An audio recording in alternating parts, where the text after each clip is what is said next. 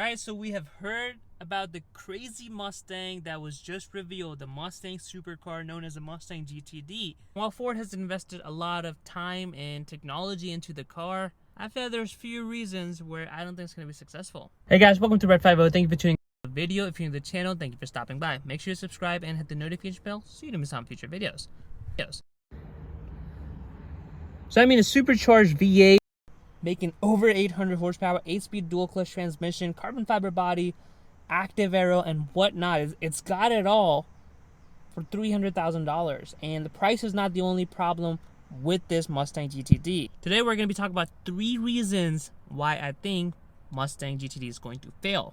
Now don't get me wrong, since the supply is going to be pretty low, like 1,500, 2,000 vehicles that they're kind of expecting to make, it is going to be sold out. And those are people who've got way too much money and aren't really concerned with, the performance and the brand and anything like that.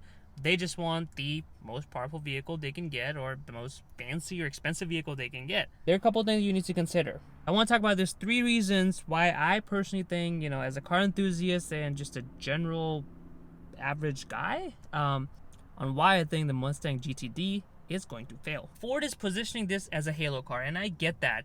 It's supposed to be a halo car, supposed to, bring people in, a lot of marketing, a lot of hype around it. So it's going to bring people into the dealerships. People are going to look at it, and eventually those people are going to be like, okay, Mustang is able to do that, so maybe the Mustang Mach-E or the Mustang GT or the Mustang Dark Horse. You get the idea. It sells the brand of the Mustang, and that I can get behind. I already did the same with the R8. Lexus did the LFA, Acura with the NSX, and you get the idea. The concept of halo car to bring people in, to generate marketing hype, is nothing new to the automotive industry. Now, all of these halo cars were in 6 figures, LFA being the most expensive. I think it was like $300,000 or so, which is kind of where Mustang is headed. So the halo car is not necessarily supposed to be cheap, but the problem is that it's a $300,000 car, and the quantities that they're going to be making them in, pretty much like Lexus LFA, they're expecting to make 1,500, 2,000 number of cars over its production. And the issue with that is not every dealer is going to get it. So it's pretty much going to be a very rare sight.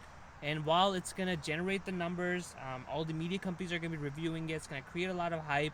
The Mustang brand is definitely going to go up in terms of brand equity.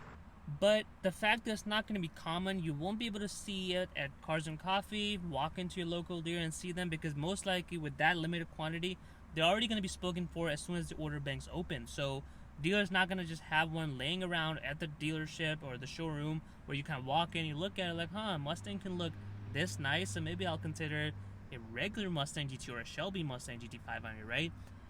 And I think that's a problem, because a car that is $300,000 is just not going to be sitting on the showroom floors. It's just going to be sold out because of the low supply, versus a $100,000 car that's just more present on the road, and you are able to see it at Cars and Coffee, at the dealerships. Think of it like the Shelby GT500, which, looks absolute monster, but just looking at it, it has converted people to, just get into the Mustang brand, and whether it's the Mustang EcoBoost or the Mustang Mach-E, they're able to buy those. Same goes for the Corvette Z06. People see the Corvette Z06, the ZR1s, and, that kind of tells the buyer what the Corvette image is capable of, what the brand is capable of, and they end up buying a base C8 Corvette or buy something else that's Chevy, right? I feel like if this was a $100,000 car or something like that, it would have been a little bit more successful. Now, pricing aside, the other thing, which I feel like is a missed opportunity, is the engine option. So, as we know, it's going to be 5.2 liter supercharged V8, which is going to be over 800 horsepower, but the problem is it's nothing new. Ford did it with the GT500, making 760 horsepower.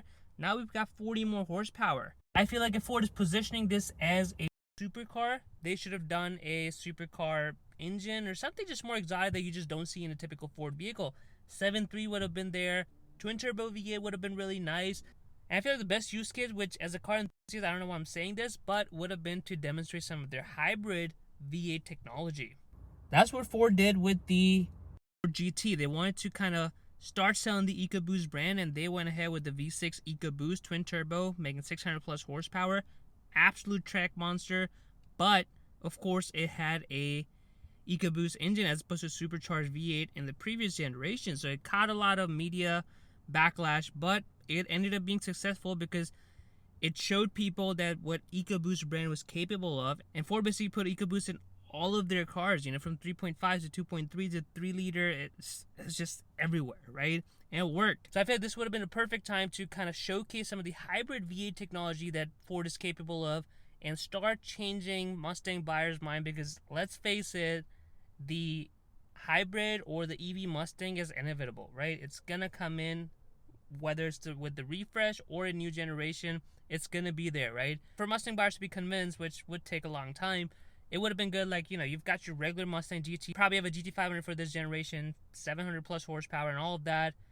But look, you're able to get a Mustang supercar or a electric car or the hybrid V8, whatever that may be, that is able to put same amount of number and is as fast, if not faster. Kind of like what Ford did with the 5.0 F-150s and the 3.5 twin-turbo V6. They sold them side by side and demonstrated what the 3.5 was capable of and let the buyers make their own decision.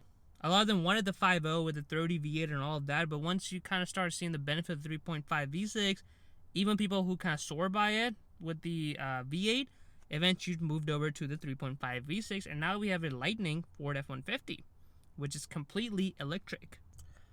Now, why I think the Ford Mustang GT may not be as successful is the looks. And don't get me wrong, the looks, you know, look absolutely amazing. I mean, wide body, some fender flares, you got vents, you got big aero and active aero, everything looks amazing. But to an average buyer, to an average consumer, to an average person who doesn't even care about cars, this looks like a normal Mustang just with a body kit. You and I can probably tell what the difference is. You and I can probably spot the differences and, you know, really know what the Mustang GTD is.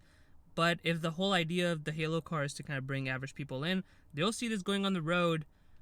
They'll just think, oh, it's a Mustang that looks cooler than a regular Mustang. If this was a mid-engine Mustang, if this was something completely crazy, then people would be like, huh, I wonder what that is, you know? I wonder, was that a Mustang? Was that a Ford product? Did I see a Ford badge on there? And that raised some questions in a good way. Versus right now, it's pretty much like you see this car going by and you look at it like, okay, this looks different, but it's still a Mustang. You know, this looks different, but it's still a Mustang. And I feel like that's where, you know, to an average buyer, they won't be able to distinguish. They will just see it as a Mustang with a body kit. For a regular buyer, I mean, for GT500 versus EcoBoost, GT500 to them just looks more aggressive. They don't know about the Supercharged V8 and all of that, but it's also a $70,000 car. It doesn't start up $300,000, and when you're playing in that kind of market, you want something that really stands out from the... But yeah, that's all I've got for 3 reasons why I think the Mustang GTD is going to fail, or relatively fail. Like I said, it's got extremely limited quantities, so it won't surprise me if Ford ends up selling all of them as soon as the order banks open, right? That's a good possibility. But for an average consumer, or I guess what Ford is intending to do with it, it may not be as successful, but only time will tell. They're going to be a 2024, 2025 release, really. I think they said available late 2024, so it's going to be as a 2025 model year. Well, guys, I hope you enjoyed this video. Make sure to smash the like button and comment below. What do you think about the Mustang GTD? Do you think it's going to fail? Do you think it's going to be the most successful Mustang to date? And of course, subscribe to Red 50 for more videos.